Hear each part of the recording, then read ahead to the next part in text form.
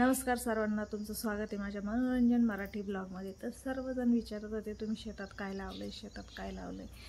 शेतात म्हणजे आम्ही उन्हाळ्याची तर डांगरवाडीच लावेल होती आणि मक्का वगैरे लावेल होती। पण आता पहिले 5-6 दिवस चांगला पाऊस पडला आणि त्याच्यानंतर मध्ये पण उघडून गेला 5-6 दिवस।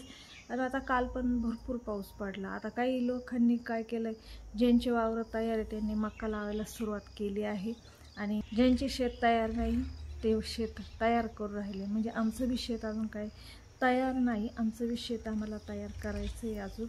आणि आता लोकांची तर सुरुवात झाली आहे मक्का वगैरे लावायची। कोणी ठिबकची कपाशी लावतंय, कोणी मक्का लावतंय।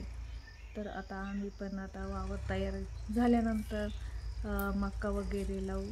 काही आता इकडे कपाशी वगैरे आम्हाला या शेतात पण कपाशी लावायची होती, पण आमचं शेत आहे ना जास्त पाणी आल्यामुळे आमचं शेत उकळून जातं।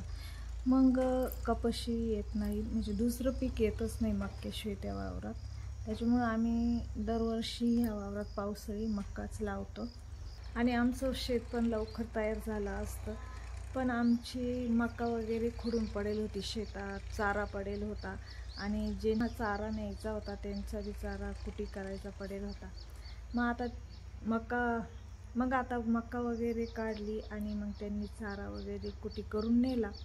मग तेव्हा अशी थोडंसं फनटलं, गवत भरपूर झालं होतं पावसामुळे, म्हणून ते गवत मारावं म्हणून ट्रॅक्टरने फनटून काढलं। मग आता फनटलं आहे, त्याच्यात अजून काल पाऊस झाला, त्याच्यामुळे सगळेच वावर तयार करायला लटकले। त्याच्यामुळे ट्रॅक्टर भेटत नाही टायमावर। शेतकऱ्याचे तर प्रत्येक गोष्टीचे हालच असतात, लवकर ट्रॅक्टर वगैरे भेटत नाही तयार करायला। त्याच्यात अजून हा पाऊस भरपूर अवकाळ करतो शेतकऱ्यांचा। धड कामं टायमावर होती नाही, पेरण्या टायमावर होती नाही, मग मागं पुढं होतं, मग ते पीक पण नीट निघत नाही। असे शेतकऱ्याचे हाल असतात। तर तुमच्याकडे पाऊस झाला का, मका वगैरे लावणं चालू झाली का, कपाशी? तर कमेंटमध्ये नक्की सांगा। आणि तुम्हाला आमचे व्हिडिओ आवडत असतील तर लाईक सबस्क्राईब करायला विसरू नका। धन्यवाद।